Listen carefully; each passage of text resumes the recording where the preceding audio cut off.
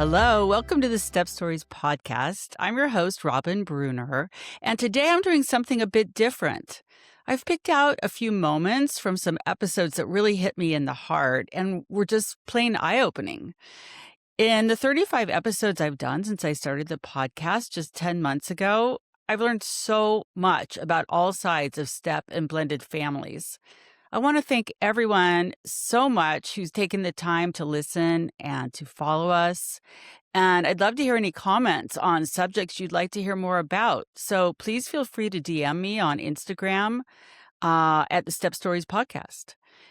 I'd also like to take a moment to thank all the guests who've come on the show so far. We've got some exciting new guests coming this fall, so I can't wait for that. I'd like to start this with a moment from my interview with Christina Nelson of the Radical Stepmoms podcast. Take a listen. What have been some of the biggest challenges you've had to deal with being a stepmother? Yeah, kind of like how we started the conversation, just everyone's expectations and how you just get blindsided sometimes, and how alone it can feel even though you're in a family. Because even though, I've been in this role for 13 years now, there are still some times where I feel very separate from my husband and his son, and that might be the biological thing or whatever. But yeah, just feeling like your existence in your family is conditional, when the biological parents are always number one, and as it should be. But when you are a stepmom and you are giving so much of your time, energy, heart, love, all the sacrifices you make, all the different things that you give like any other parent, but you're always reminded, oh, but remember, you're not. You can't ask for anything on Mother's Day because remember, you're not the mom, or, you don't get that recognition at school because, well, there's only one gift for the mom, or, you can't show up to Mother's Day tea or whatever it might be, right? And it's not maybe because we can or we don't want to, but we always need an invitation. And that's something that's really difficult to accept every day of, will I get invited to this? Will there be enough tickets at graduation? Regardless of how much time you've been around, regardless of how much you've given, or even how much your stepkid might really love you and appreciate you, the outside world or maybe the other parents may not see it that way. So I feel like our existence often is very much driven by how other people want us to show up. And that's, I feel like, what I'm always fighting is how I truly want to show up, and maybe even what my family wants from me. But I do so with contingencies. Well, you put this in such a straightforward way because I try on this podcast to speak out where I can to step parents, and usually it sort of wiggles its way into stepmoms more often than not, about, oh, please listen to this. Please feel comfortable giving your kids time with their bio parent. I try to say things that I know that I felt and my guests will talk about, but now just I've heard it over and over, but what you just said makes me just so want to put this back out to people who are stepchildren, young adult stepchildren. If you're listening, anybody who knows a stepchildren, remember the stepmom, is feeling this way because I can see how that gets forgotten, and I can see how the stepmom has to or a stepfather, stand there and stand in the background. And I think maybe people don't even know that or understand that. So I think that message is really important, to remember that stepmothers and fathers are there all the time too. The good ones, that's for sure. The Mhm. non-Disney ones that are the Yeah. bad ones. The good Yeah. ones that are there putting in the love and effort, they deserve that too. So don't forget them on those important days. So anyway, Yeah. Yeah, I I'm just saying appreciate the that. obvious here. Yeah, Yeah, no. I think, it's because I get it on my page, I get stepkids that come on or, adults who aren't stepmoms, but somehow they find my posts and they're like, well, my stepmom was, and, we all have a story and everyone has, and I don't claim every stepmom, like I know that they're just like there's, not great moms or not great dad or whatever. There's not great stepmoms too. And for whatever reason, right, they're struggling and that's kind of my goal is reaching out to the stepmoms who are struggling and don't know how to show up in their role and are confused and are feeling lost and unheard or whatever that may be and that gets translated to their stepkids in a certain way, Mhm. where a stepkid sees oh, like my stepmom doesn't say hi to me when I come home and she makes me feel really unwelcome in my home. And on the other side of that, right? Like there's the stepmom who's feeling unwelcome in her home. And while she's the adult, right? Like, well, those are her adult feelings and she needs to handle that. Um, it could be like just a conversation between the two of going like, hey, welcome home, or is that okay? Because there might have been a time where she said hello to the stepkid and the stepkid ignored her, right? And you can take that so many times before you interpret that as maybe they don't want me to say hi to them. Maybe they don't want me to be here when they come home. Maybe they're, just wanting that time alone with their dad, and here I am. And so I'm just going to make myself smaller. But then that gets interpreted to the child as they don't want me here, And there's just so many different uh ways that things can be misconstrued. And I'm always telling the stepmom, when I work with them of first let's identify how you're feeling and what's at the root of it and what you need within your relationship with your partner and within yourself. And then we'll try and figure out what that looks like for the child so everyone can feel a little bit more heard, seen, validated. I've learned a lot from the stepmothers and the stepmom coaches I've had on the show. I've definitely seen stepmothers through my own lens as a former stepchild. It's been a positive learning process to better understand how often stepmothers feel excluded and like outsiders. I did not know that.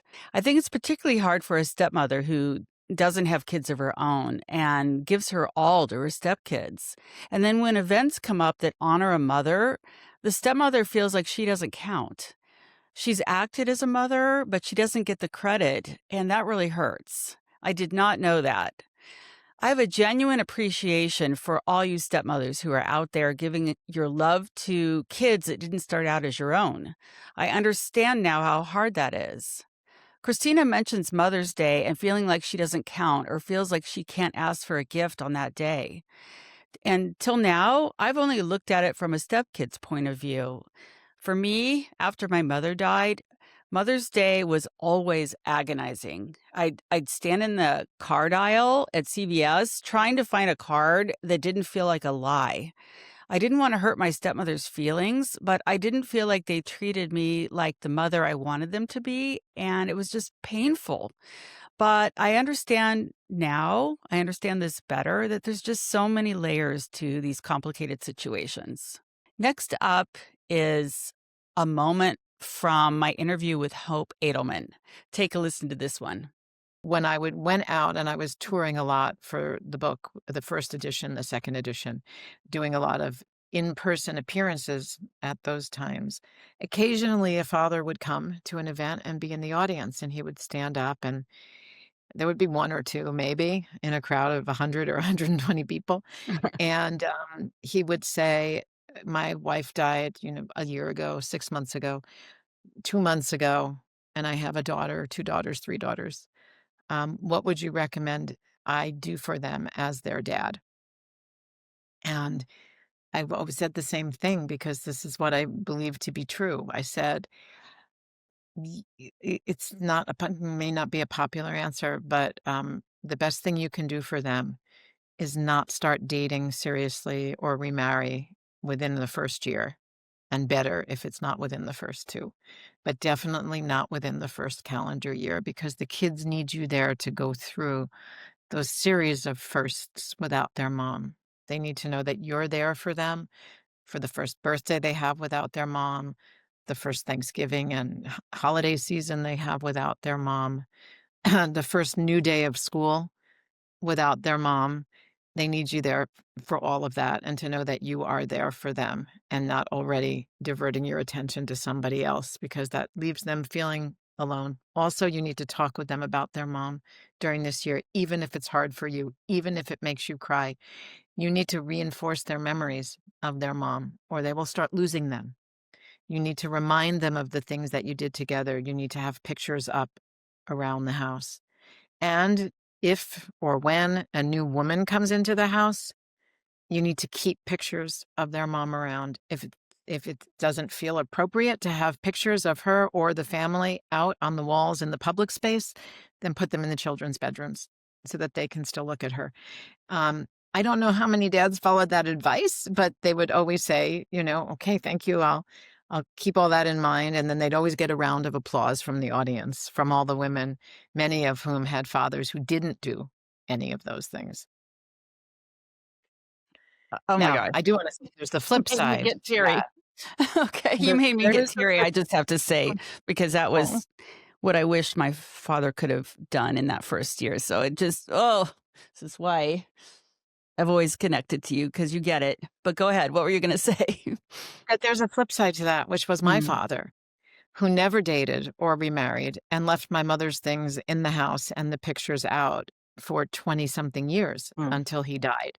And I'm not sure that was particularly healthy either for him or for his adult children, who at a certain point wanted him to have a companion who could share responsibility and also make him happy.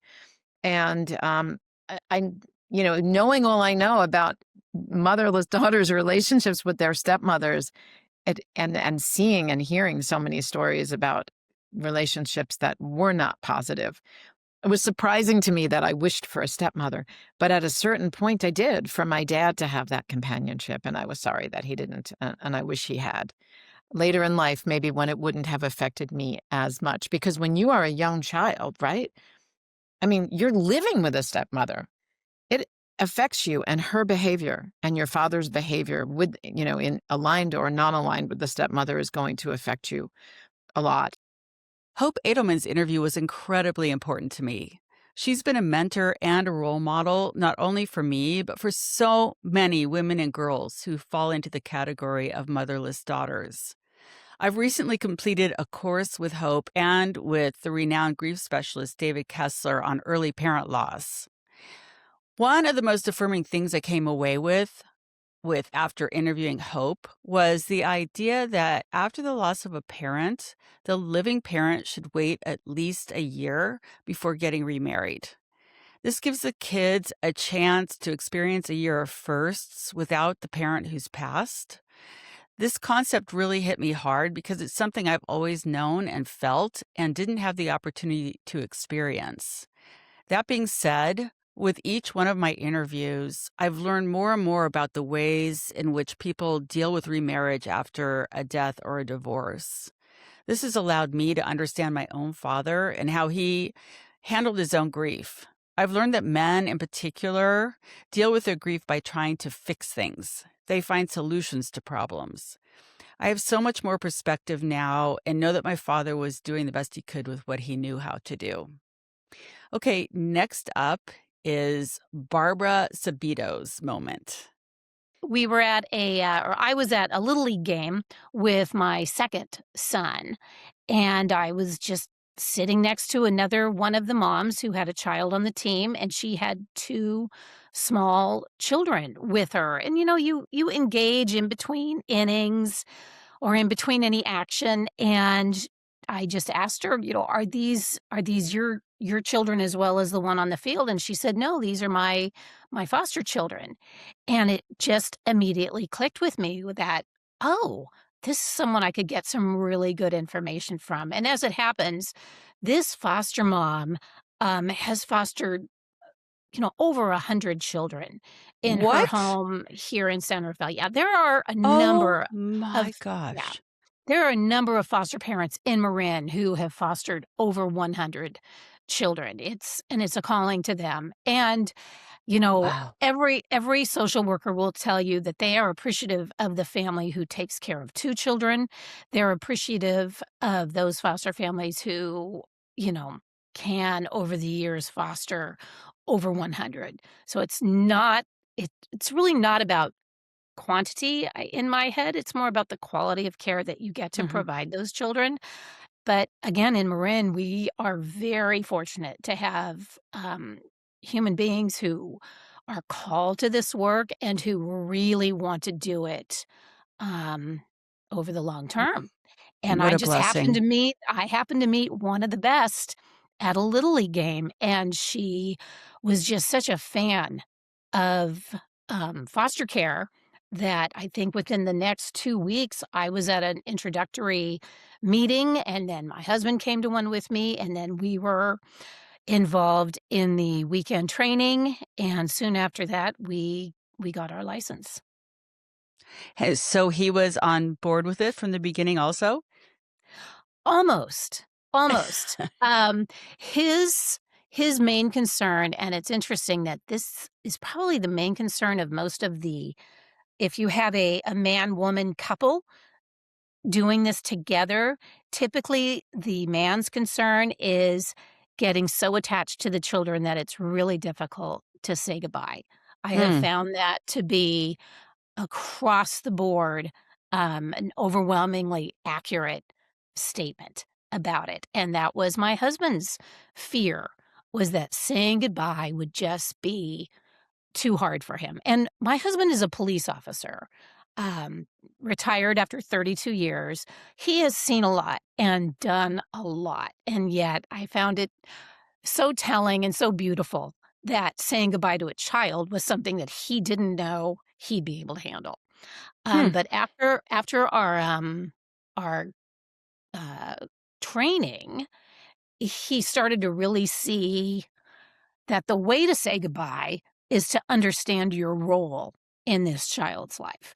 And your role really is to accept the child from their biological family and take care of them for however long they are with you, and then to safely either return them to their biological family or to see them move into a forever family with or via adoption. Mm. So I mean, I understand that about having to say goodbye, and this sounds so trivial compared to what you're talking about, but I worked as a volunteer for 5 years at guide dogs for the blind, and I thought about fostering over and over, and I thought, "I won't be able to say goodbye to these puppies." It's really, your heart when your heart's involved, in Yes, whatever way it exactly. is, it's really hard. I find it interesting that it's more the males versus the females who've been mothers who are able to be clearer about it. I learned so much about the world of fostering kids from my interview with Barbara Sabido. I'm in awe and hold so much respect for her taking in 17 foster kids in 17 years while raising 3 boys of her own. I learned from Barb that there are people who've taken in over 100 kids in my own community. I had no idea. That's incredible. It's the kind of blended family that doesn't often get talked about. I've had a few foster parents on the program, including Rob Shearer, who has now adopted his foster kids after being one himself and having a rough experience, I might add. One thing that surprised me that I learned was that it's often the fathers who have the hardest time letting foster kids move into permanent homes. They have the hardest time saying goodbye, according to Barb, and they often become more attached than foster moms. I'm so appreciative of people like Barb who are willing to do some of the hardest things, which is to open their homes and their hearts to kids in need. I'm grateful to have shared these enlightening stories. And finally, I would like to share a moment from my own daughter, Natalie Breuner's interview. I'm just curious how you see me as a parent, how that's affected me as a parent. Have you observed in me or in your parents' relationship some of those things that stuck with me and affected me in the parenting? Yeah, I mean, it's a great and a hard question. Um, I would say, you know, uh, of course, your mom died when you were so young, when you were 10. And I remember when I was 10, I remember thinking to myself, wow, I truly cannot imagine. I am so deeply dependent on you as a parent and as a friend. It makes me want to cry just thinking about what that must have been like for you and also for Dad. His mom died when he was 5 years old. And both of your journeys through step families, step parents, step siblings, the trials and tribulations of all of that. I can say that from my own perspective, I have seen you go through phases of grief in different ways. So, for example, when I called him Papa, when your dad, Roger, died, when I was actually around the age perhaps of when your mom died. So my grandfather died around when your mom died when you were 10. You were Um, 7, just jumping Okay, in. 7, 10. And Ben was 10. Yeah. I was Yeah. little, but I You were remember the it. age of Aunt Cindy, my sister, Cindy. Okay, yeah, I remember it viscerally. And but what I think I remember, the grief that a 7-year-old can feel, for the grandparent dying is one thing. It's upsetting, but okay, grandpa was older. He felt old to me, but now in hindsight, I'm like, wow, he was around your guys' age now. That's pretty shocking. But I remember most how affected you were and how jarring that was when you took us out of school that day. And I know that that's not necessarily what we're talking about in terms of your upbringing with step families, but what I want to talk about is that I remember how, a sudden death is one thing, but a sudden death with a lifetime of compounded grief and anxiety and, complexities layered on top of that with your past history with step families and, you know, uh, understanding to the best of my ability what happened with, um, we called her, uh, Nanny. Joni was her name, your stepmother at the time. I always say that the day that my grandfather died, without getting too deep into it, but the day that my grandfather died, I also lost a grandmother because that was the last time I saw her. And I think that was the first time I really started to comprehend, oh, it's not as black and white as like, this is grandma and grandpa. I started to understand when I was little, like, oh, this is complicated and really hard. And my mom is trying her and my dad, their very best to protect us and protect that image of, um, you know, Joni being my grandmother, even though it was hard because there was a lot of bitterness and greed that went on when she kind of abandoned the family. And so anyway, I think that's about as much as I can share in terms of my direct experience of how grief impacted you as an adult. But of course, I've seen over the years, um, you know, you've as I've gotten older, you've kind of loosened the reins a little bit on sharing some of your struggles with your grief over the years and how it's hit you and affected you in different phases of your own life.